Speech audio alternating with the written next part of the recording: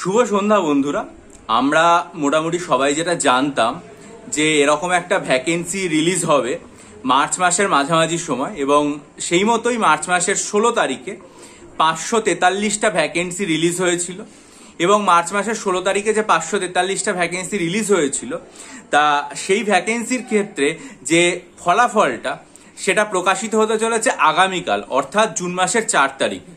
আমরা যদি হিসাব করে দেখি তাহলে আমাদের যে সময়টা রয়েছে সেটা হচ্ছে মার্চ মাসের অর্ধেকটা, এপ্রিল মে আর জুন মাসের 4 দিন, অর্থাৎ মোটামুটি হিসাব করে দেখলে 2.5 মাস প্লাস 4 দিন এরকম একটা সময় লাগছে। এর মধ্যেই কিন্তু সর্বভারতীয় স্তরের এই যে একটা পরীক্ষা সেটার একটা ফলাফল প্রকাশিত হয়ে যাচ্ছে।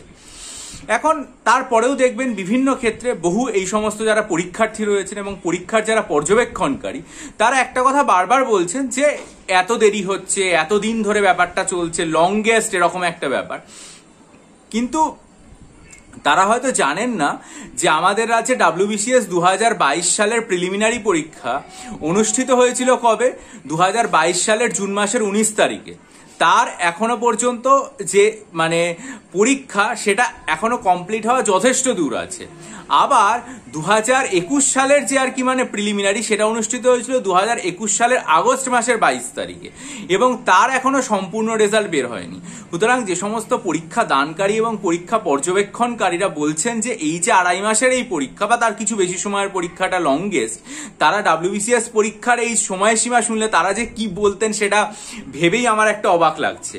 আরো একটা বলার যে এই 543টা পোস্টের যে ভ্যাকেন্সি, সেই ভ্যাকেন্সির জন্য সর্বভারতীয় স্তরে যে পরীক্ষা দিচ্ছেন তাদের সংখ্যা হচ্ছে 8,339 জন। তার মধ্যে মহিলা পরীক্ষার্থী রয়েছেন 797 জন। আমরা জানি যে 7টা ফেজে সারা ভারতে এই পরীক্ষা অনুষ্ঠিত হয়েছে। যেরকম আমরা দেখে থাকি স্টাফ সিলেকশন কমিশনের ক্ষেত্রে অনেকগুলো ফেজে পরীক্ষা হয়, এটাও একই রকম ভাবে সারা ভারতবর্ষ জুড়ে 7টা ফেজে হয়েছে 19 এপ্রিল থেকে 1 জুন পর্যন্ত। আগামীকাল পরীক্ষার রেজাল্ট বেরিয়ে যাবে। ভ্যাকেন্সি উত্তরপ্রদেশে সব থেকে বেশি আছে 80টা, তারপরে মহারাষ্ট্রে 48টা, পশ্চিমবঙ্গে 42টা, বিহারে 40টা এবং তামিলনাড়ুতে 39টা। যথেষ্ট একদম বিরাট পর্যায়ের ভ্যাকেন্সি যাকে বলা যেতে পারে। এছাড়া এই যে পরীক্ষার ফলাফল যেটা হবে সেটাতে যারা চাকরি পাবেন, চাকরি তো ঠিক না, যারা এটাতে পরীক্ষায় নির্বাচিত হবেন তাদের যদি আমরা স্যালারি দেখি তাহলে সেটা মোটামুটি কম করে লক্ষ টাকা তো হবে। এছাড়া বিভিন্ন রকম ভাতা, তারপর অফিস চালানোর বাবদ, এই সমস্ত কিছু মিলিয়ে আরো লক্ষের বেশি, অর্থাৎ মোটামুটি কম বেশি আক্ষরিক অর্থে যাকে বলে লক্ষ লক্ষ টাকা, সেরকম একটা ব্যাপার হবে তাদের অফিসিয়াল যে স্যালারি এবং ভাতা বাবদ সবকিছু। কিন্তু এখানেই শেষ নয়, এরপরে আরো অনেক কিছু ব্যাপার থাকে। সেগুলো কি কি?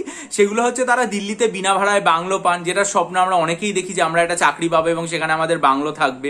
তারপরে তারা 2টো বিনা খরচে ল্যান্ডলাইন ফোন পাবেন। তারপরে তারা 1.5 লক্ষ ফ্রি ফোন কলের সুবিধা পাবেন। এসি ট্রেনে যাতায়াত করতে পারবেন, বিজনেস ক্লাসে ভ্রমণ করতে পারবেন। আমাদের মধ্যে একটা কথা আছে যে হোয়াইট কলার জব, সেটা যথেষ্ট উঁচু, তার থেকেও উঁচু বোধহয় ব্লু কালার জব। তাই এটা একটা ব্লু কালার বললে কিন্তু খুব একটা অত্যুক্তি হয় না। শুধু এটার একটাই নেগেটিভ পয়েন্ট বলা যেতে পারে, সেটা হচ্ছে এই চাকরি ঠিক না, এই নির্বাচিত হওয়ার পর যে আজীবন থাকা যাবে তার কোনো ব্যাপার নেই। এটা 5 বছর পর পর এখানে বসতে হবে, এবং 5 বছর পর পরীক্ষার্থী যে পুনরায় বসতে পারবেনি সেটা কিন্তু নিশ্চিত করে বলা যায় না। সেটা সবসময় যে তার হাতে থাকবে তা নয়, তার হাতে নাও থাকতে পারে। কিন্তু যেটা তাৎপর্যপূর্ণ সেটা হচ্ছে যে তারা কাজ করবেন ভালো করে। এবং এই পরীক্ষার ফলাফল যেরকম দ্রুত প্রকাশিত হলো, মাত্র 2.5 মাস 4 দিন, ঠিক আছে, হিসাব যদি মোটামুটি করা যায় তাহলে দেখা যাবে যে 2 মাস 19 দিনের মধ্যে প্রকাশিত হচ্ছে। এরকম অন্য সমস্ত চাকরির পরীক্ষার ফলাফল দ্রুত প্রকাশিত হোক। এই পরীক্ষার্থীরা যেরকম টেনশনে থাকেন আজকের রাতটা যে কি হবে কালকে, কারণ পরীক্ষার কাট অফ কি করে পেরোনো যাবে তা তো না। বিভিন্ন চ্যানেল বিভিন্ন জায়গায় নানা রকম কাট অফ দিচ্ছে, নানা রকম কিছু প্রেডিকশন করছে। আমরা যেরকম বলে থাকি সেটা বিভিন্ন রকম চ্যানেল হতে পারে, তারা নিজস্ব যে সংস্থা তাদের মাধ্যমে করাচ্ছে। কিন্তু সেটার পর্যন্ত আমরাও যেরকম থাকি যে কি হবে, আলটিমেটলি পাস করবো, তো তারাও চিন্তায় আছেন। কিন্তু একই সাথে এই জায়গাটাও হলে ভালো যে পরীক্ষার যে রেজাল্ট সেটা যেন অনেকটা দ্রুত বেরোয় সব পরীক্ষার। এই পরীক্ষা যেরকম জনগণের সেবার তো কাজ, এটাই তো বলা হয়, সেরকম একই রকম ভাবে অন্য যে চাকরি সেগুলোও তো পাবলিক সার্ভিস, যাই হোক না কেন শেষ পর্যন্ত সেগুলোর ফলাফলও দ্রুত প্রকাশিত হোক, যাতে পরীক্ষার্থীরা দ্রুত চাকরি পায় এবং জনগণের সেবায় নিয়োজিত করে নিজের পরিবার এবং নিজের দেশ উভয়কেই সামনের দিকে এগিয়ে নিয়ে যেতে পারে। যাই হোক, আগামীকালের সকল পরীক্ষার্থী যারা পরীক্ষা দিয়েছেন তাদের জন্য শুভেচ্ছা, জয়ীদের জন্যও শুভেচ্ছা। ভালো থাকবেন এবং চ্যানেলটা সাবস্ক্রাইব করে দেবেন, ভিডিওটাকে লাইক করে বন্ধুদের মাঝে শেয়ার করবেন এবং অন্য সমস্ত আপডেটের জন্য, আসন্ন রকম সমস্ত পরীক্ষার বিশ্লেষণের জন্য চ্যানেলটা সাবস্ক্রাইব করে বেল আইকন প্রেস করে দেবেন যাতে সবকিছু জানতে পারে। আজকের ভিডিওটা মানে সর্বভারতীয় স্তরের যে নির্বাচন সেটার সাথে একটা তুলনামূলক আলোচনা করে আপনাদের সামনে তুলে ধরলাম। আশা করি আপনাদের ভিডিওটা ভালো লাগবে, শেয়ার করে বন্ধুদের মাঝে ছড়িয়ে দেবেন এবং আপনাদের যে মতামত খুব গুরুত্বপূর্ণ সেটা ভিডিওর কমেন্ট সেকশনে অবশ্যই জানাবেন যাতে আমি ঋদ্ধ হতে পারি। ভালো থাকবেন, বিজয়ী হবেন, সফল হবেন।